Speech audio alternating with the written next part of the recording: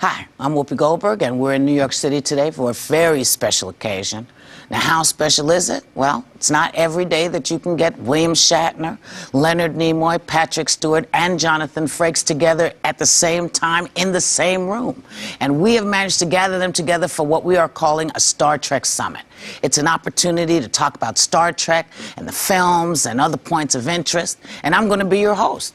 So we hope that you're going to find it, as Spock would say, fascinating.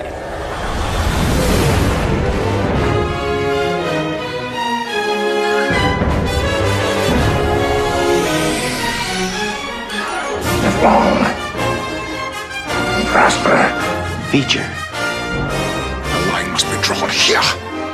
This far, no farther. The Nexus. It was like being inside Joy. It's been an honor.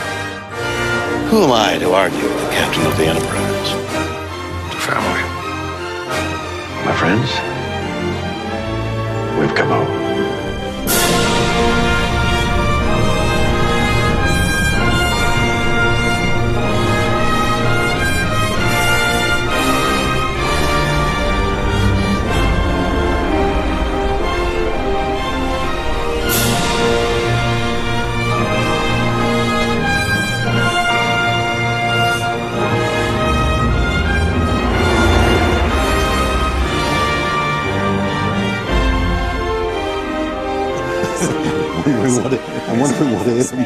I want to welcome everybody to the first Star Trek Summit.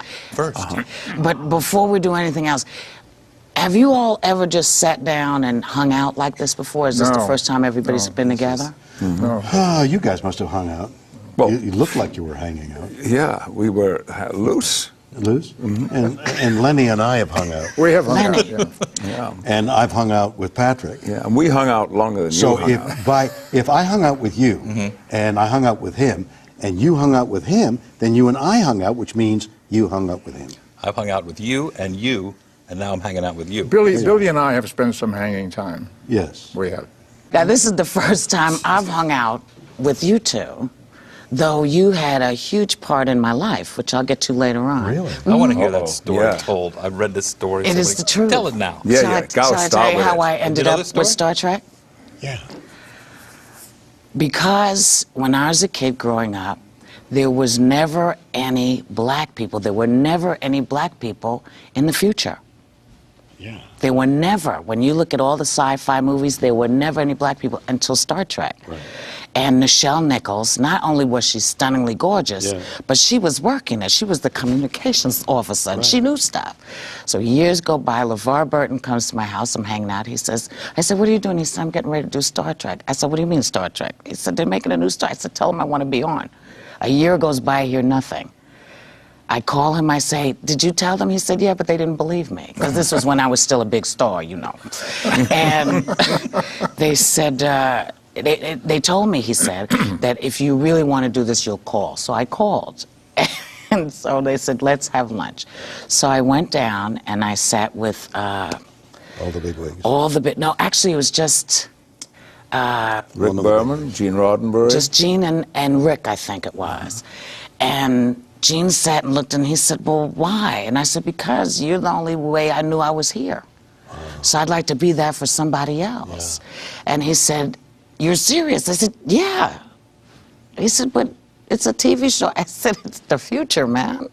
So he built me 10 Forward, and that's how I became Guinan, named after Texas Guinan, all because of your show. Wow. So. Well, Great. I feel responsible in a very remote way, though. Well, you listen. We were hired hands. Yeah, but still, do you, when people say these kinds of things, so I'll ask all of you this, when people come up and gush, because I know you go to the conventions and people stop you on the stage and oh my God, you changed my life. That was electric. Did you feel that electricity? I did, but I was ignoring it because I know your wife is here. Yeah. Do you ever think to yourself, now come on, it's enough with this? Or does it always take you by surprise that people have been moved? When could it be enough? When they start touching you?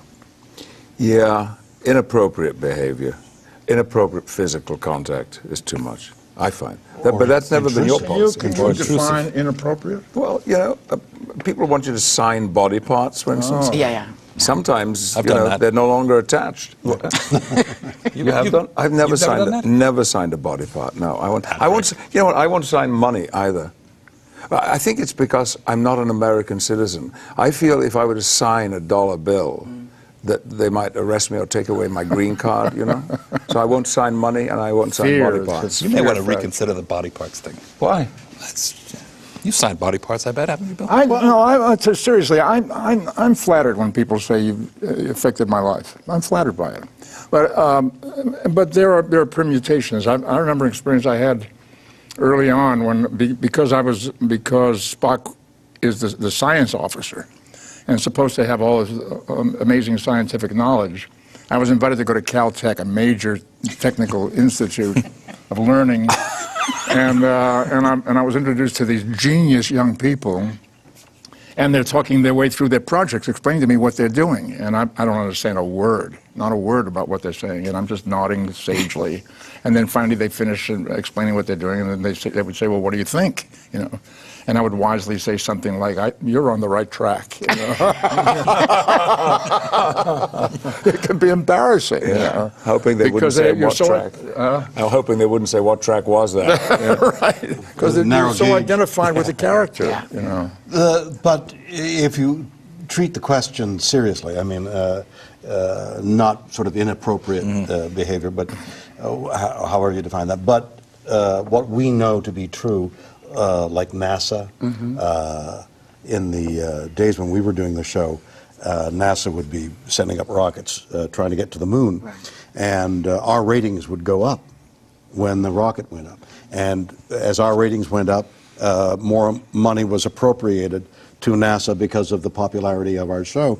And so from time to time, one of us would be invited to a rocket lift off, and it was extraordinary. And I was invited to see the LEM, the lunar module, right. And in fact got into the lunar module with all those people there. As when I came out of, well, I was in the lunar module. Right. I've told this story before, but it's, I suppose, not inappropriate here.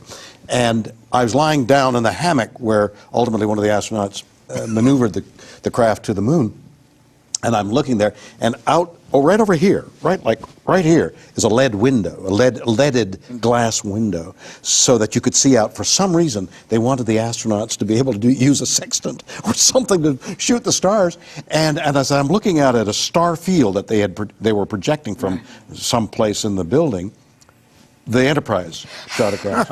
And when I came down, I never told you this story? No. And when I came down the stairs, because there was gigantic stairs, it was like coming out of some church, and walked down these stairs, there were 5,000 engineers that all collected. They were all in on the joke, because earlier in the day when it was announced that I was coming, they went down to some place and they bought a model, and all these engineers were putting the model together, and then they photographed it to shoot across. So they all laughed, and I came down and signed on the model that they finally made, "See you on the moon," because it was just shortly before they went to the moon. And that was part of the Star Trek popularity that fitted in with the culture and the society. We were there the day they rolled out the first space shuttle. Really? In Mojave, California, when this was the one that was mounted piggyback on the 747 to practice landings. And it was called the Enterprise. And the Air Force band played the Star Trek theme as that thing came rolling out of the hangar. It was an amazing event. Science in this country, to a large degree, has been inextricably linked with Star Trek. And many, many engineers would say time and time again that they had gone into their fields because of viewing Star Trek and had become these renowned engineers or scientists. The other thing I wanted to ask you is, now, you didn't grow up with Star Trek, right? This wasn't a show you were aware of. Jonathan, did you come up knowing about it? No. So comes this script, I knew about it, but not to the point that my wife had his picture on her wall. Jeannie had? Yeah, and then... I was hoping you would say a body part, but no. And then after I got the show, and I went home to visit my mother in Bethlehem, Pennsylvania, I've told you this story. Yeah, yeah. The refrigerator in my little house in Bethlehem had his picture on it. You know? But he's not bitter about Not at all. And now, it's got Leonard's picture. That's because I...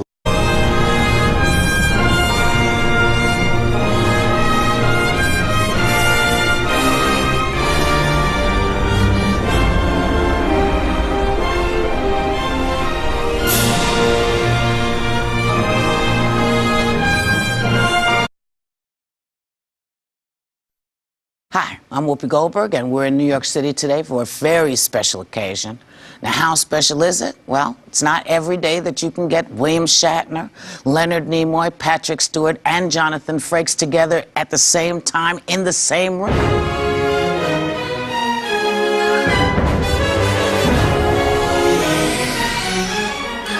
Live long and prosper. Feature. The line must be drawn here. This far, no farther. The Nexus. It was like being inside joy. It's been an honor. Who am I to argue with the captain of the Enterprise? To family. My friends, we've come home. And we have managed to gather them together for what we are calling a Star Trek Summit. It's an opportunity to talk about Star Trek and the films and other points of interest, and I'm going to be your host. So we hope that you're going to find it, as Spock would say, fascinating.